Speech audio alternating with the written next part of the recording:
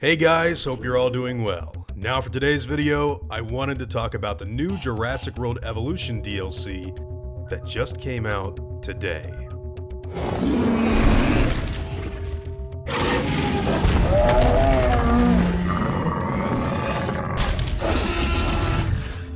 So this kind of came out of nowhere for me yesterday, but it looks like Frontier is finally going to be giving us the ability to clone some of the dinosaurs that really should have been in the game from day one. Right now, for around $2, I believe, you can purchase 4 different skins that each belong to one of the velociraptors from Owen Grady's Project Ebris. You get a new skin for Charlie, Echo, Delta, and Blue. And I actually went ahead and purchased them for myself to go ahead and try them out. And honestly, they are really cool in my opinion. And like I said earlier, I really do wonder why it took this long for these raptors to come to the game. Now for something like the Mosasaurus, or maybe even the Pteranodons and Compsognathus, which are actually on the way in just a little over a week or so, I can understand why those animals would take longer to come out, because they're all very different in size and acclimation to a unique habitat. You know, Mosasaurus is going to need a whole new lagoon or aquatic setting, and the pterosaurs needed the aviary. So I always understood why it might take some time for those guys to roll out.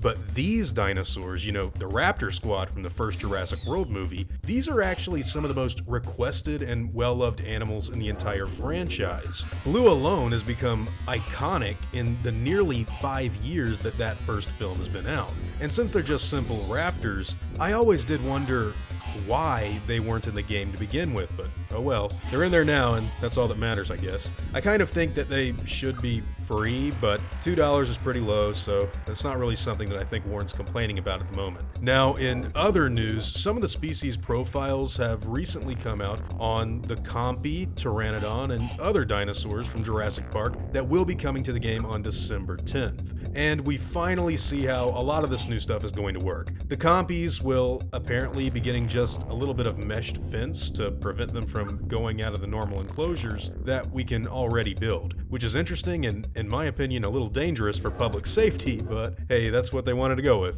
Now, the Pteranodons are actually going to be having a lot of cool and unique animations that aren't as stock as some would have believed when the news first broke about their incorporation into the game. So that's good news as well. I do think it's a bit odd that they get their own species profile and not the Lost World or Jurassic World variants, because Joe Johnston and other people working on JP3 have said that these Pteranodons are specifically something that InGen wasn't supposed to be working on, which would imply that they're kind of freakish in nature and not 100% pure when compared to their other counterparts. Now, I don't have an issue with that not being addressed because it hasn't really been addressed in the movies. But I do wish that we would get some sort of Lost World or Jurassic World inspired Pteranodon skins in the future. They'd need to be brand new models probably, but I really do love those designs, mainly due to the lack of teeth, or at least super obvious teeth.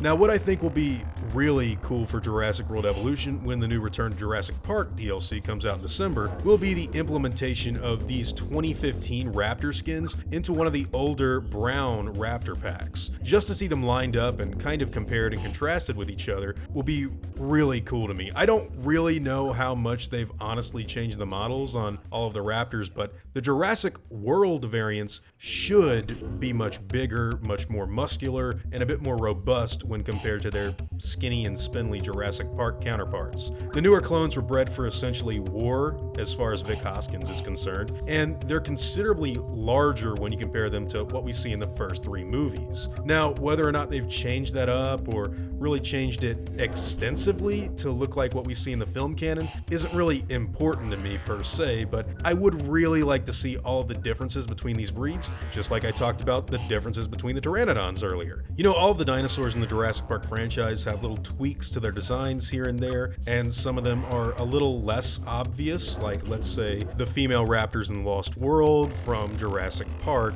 and some of them are much more obvious, like the Pteranodons, the Stegosaurs, and definitely the Triceratops. You want to see a crazy looking trike? Look at the one from JP3. That is bizarre. Now, out of curiosity, I'd like to know how many of you have already gotten this Raptor Squad DLC and what you personally think about it. Are you a fan of what they've done here, or do you think they should be free like I do? I've actually named both of my dogs Delta and Blue, so I really am having a good time with this little update so far. These are Raptor skins that I really like, and I'm glad to have in the game. But hey, whatever your own thoughts and opinions happen to be, I'd love to hear them in the comments down below.